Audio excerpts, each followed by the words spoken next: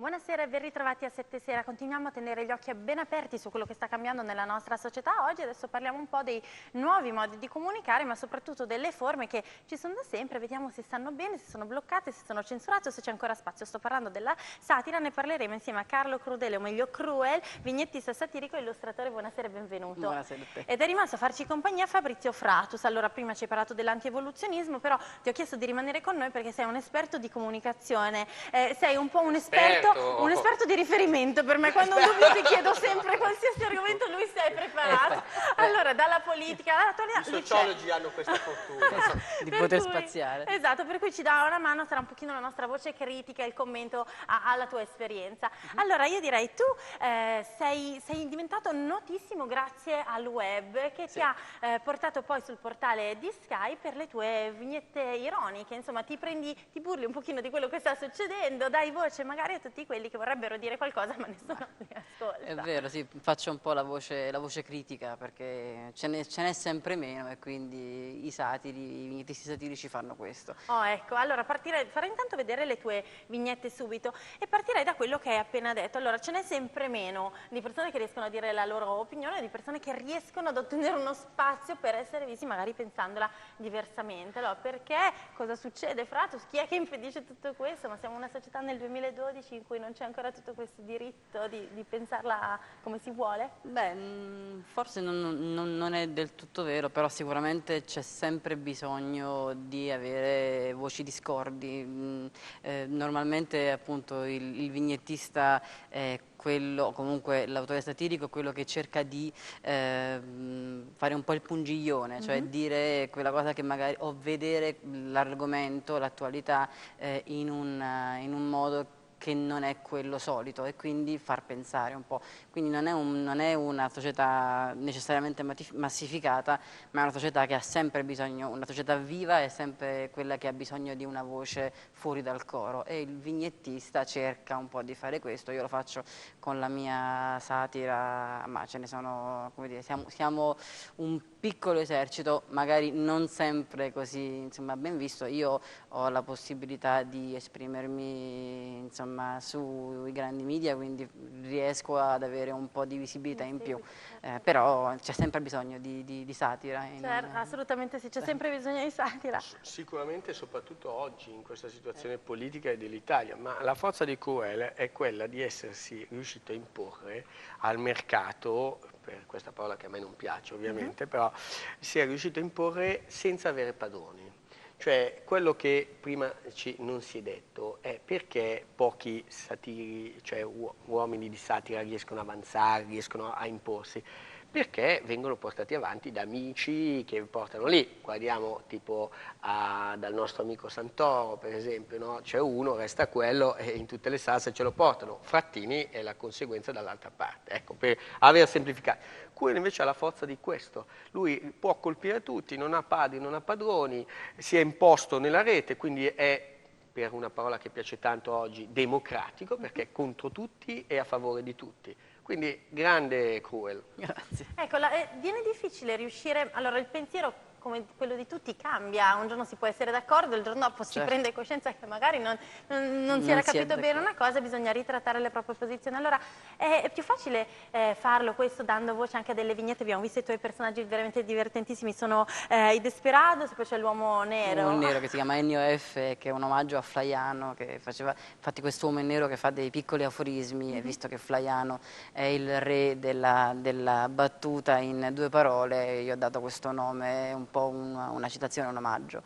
Sì, è difficile, ma soprattutto mi fa piacere che Fabrizio mi dica quello, anche perché l'autore di satira No, perché l'autore di satira non dovrebbe avere padroni, normalmente, insomma, la vera essenza della satira è non avere padroni. E tra l'altro è anche vero che un autore satirico deve anche saper ricalibrare il tiro, perché in tempi come questi avere un'idea precisa e portarla avanti in maniera, diciamo, stereotipata e per partito preso non è fare satira, è fare satira al servizio di qualcuno o di una certa idea.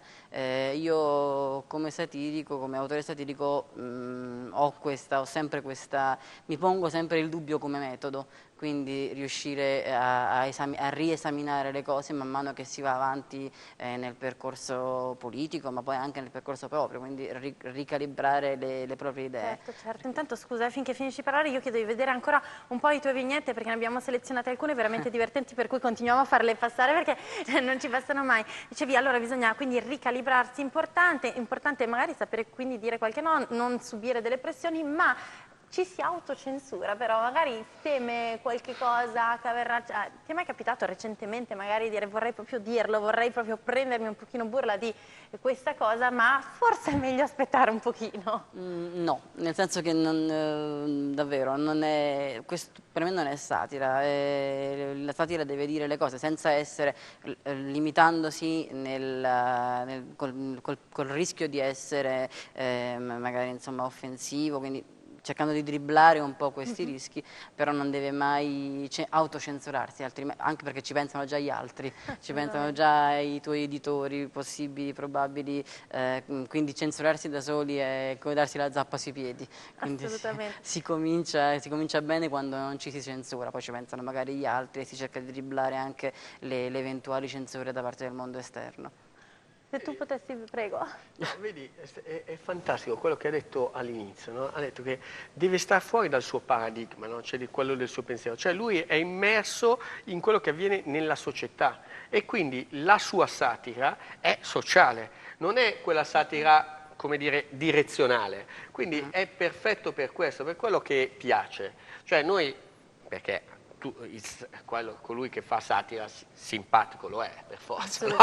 Però ovviamente poi ovviamente magari si concentra su qualcosa e poi diventa tra virgolette noioso, no? Sempre la stessa cosa, sempre le stesse cose. Sì. Lui non ha questo problema, per questo che dovrebbero tutti sponsorizzare QL, perché ha questa capacità di essere, come dire, inserito nella società. C'è qualche cosa su cui stai lavorando, qualche idea che ti sta adesso balenando per la mente? Tante perché proprio come Fabrizio, insomma, siamo due accomunati dal fatto di fare mille cose. Adesso l'ultimo progetto è quello di tentare di trasferire la satira in un ambito che di norma fa cazzotti con la satira, ovvero quello della moda, diciamo del fashion, quello che si chiama fashion. Abbiamo creato una piccola linea di t-shirt satiriche, perché la mia idea è che la satira si possa indossare, si possa portare un pensiero, lo si possa portare addosso oltre che in testa. Bello questo. Sì, infatti abbiamo fatto un po' questo piccolo esperimento che sta andando bene, si chiamano appunto le cruel t-shirt, perché c'è appunto il mio personaggino Ennio F e alcune delle sue frasi più amate dai fan, perché insomma è brutto dire fan, ma insomma, è bello portare in giro la propria idea. Certo, assolutamente, per fortuna sei bravissimo, vediamo le tue vignette sono veramente belle, soprattutto divertenti, attuali e insomma pungenti al punto giusto. Tra l'altro abbiamo parlato di portare indosso il proprio pensiero, un qualche cosa di bello, perché farebbe anche capire che tutti pensano, perché tante volte ci si fa la domanda, chissà che pensiero avrà questa persona, se ce l'avrà. Ma ci sono, hai detto che nella moda è difficile entrare con la satira, dei settori chiusi, blindati in cui non si entra? Ma tanti, normalmente quelli in cui dà fastidio, diciamo, la critica, che sono tanti. Normalmente la satira non è ben gradita, non è ben vista da nessun settore, perché ti dice le cose in faccia. Diciamo che non è più che da settori, ci sono delle persone che non lo gradiscono, quindi io in tutti i settori in cui ho lavorato, e sono tanti, ho trovato persone insospettabili ma che amavano amavano anche un punto di vista diverso, una critica, e persone che invece tu ti saresti aspettata molto più solidali, che invece ti rendi conto essere molto permalose. Peggio per loro, hanno fatto una bruttissima figura con tutto il pubblico.